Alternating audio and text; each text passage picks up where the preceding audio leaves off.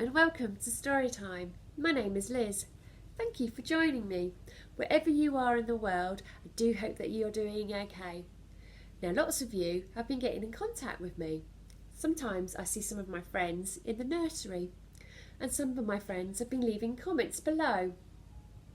And they tell me that dinosaurs are their most favourite creatures and they love reading stories about dinosaurs. So I had a thought, maybe I should read some stories about dinosaurs. Guess what? I found a book. Here it is. It's called Harry and the Dinosaurs Go Wild. So we can see on the front cover this little boy, and his name must be Harry because it says so up here in the title, Harry. So Harry is outside. He's holding on to his rather fetching blue bucket, and he's got his toy dinosaurs down below on the ground. And I bet lots of you have got toy dinosaurs that you like to play with at home and in nurseries and schools. And also we can see a couple of giraffes, and they're so tall, they're as tall as the trees. So let's find out what happens to Harry and his dinosaur collection.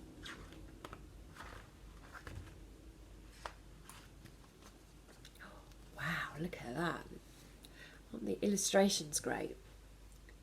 It was a long drive to the safari park, but it was worth it.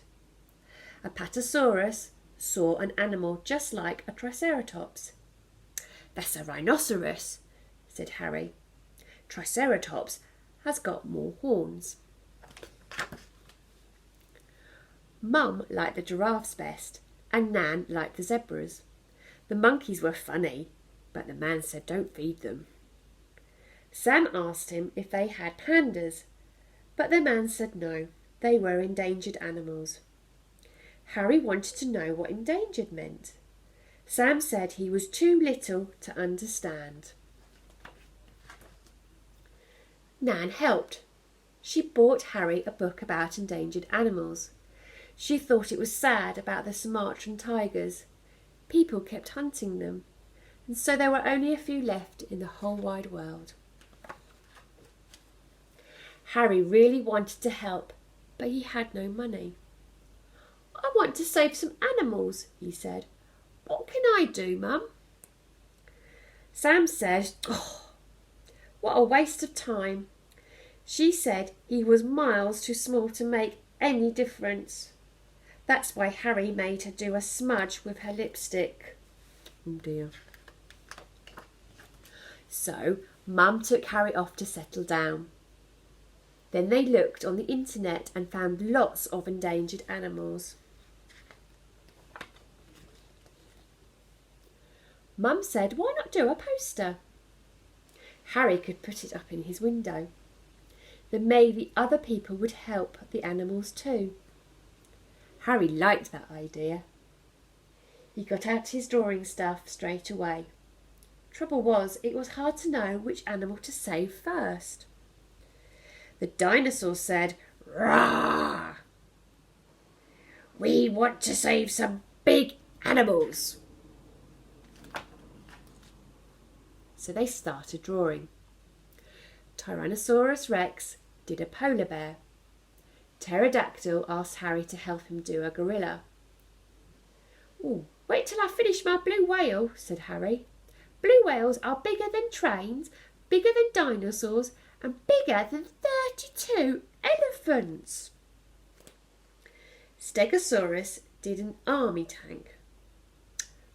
"Army tanks don't need saving," said Triceratops. "Do a tree frog instead." Mum said the drawings were excellent. She helped put the words on, and she wrote, "Let's save these endangered animals." Nan said, "Why not talk to Mr. Bopson? He might put up a poster in his shop window. Then people can see the pictures when they go shopping."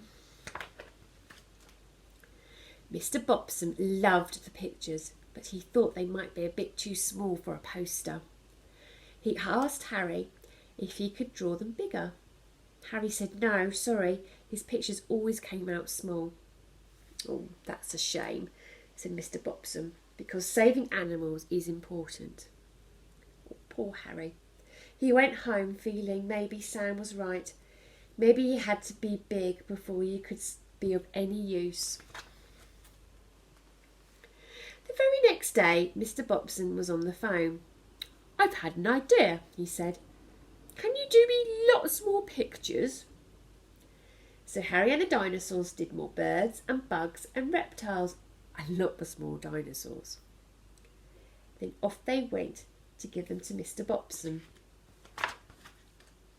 When Harry went into the shop 2 weeks later, he was amazed. Mr. Bobbsome had made all the drawings into cards. He said that every time someone bought a card, some of the money went to save the endangered animals.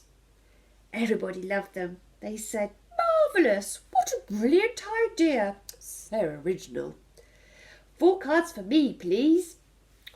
That is a good idea. The lady from the paper came and was very impressed. "What a wonderful thing you've done," she said. "Rah!" said Apatosaurus. "Save the strawberry poison arrow frog."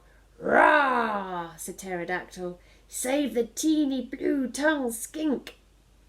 And Harry said, "Quite right, my dinosaurs, because even if you are as tiny as a tick on the tail of a green turtle, you can still do something that makes a big difference." We've come to the end of the story. Well, we learnt a lot there, didn't we? We learned all about endangered animals and how we need to help them to survive. It also reminded me of another story that I read a couple of weeks ago, called "Oi, Get Off My Train" by John Birmingham. It's on our website, so if you haven't heard that already, do check it out. Thank you so much for listening to my story. I hope you enjoyed it. Let me know, and if there's any other books that you'd like me to read, pop them below in the comments, or if you see me in one of the nurseries, then tell me. But until we meet again, remember, stay safe, wash your hands and count to 20, and always keep smiling. Bye for now.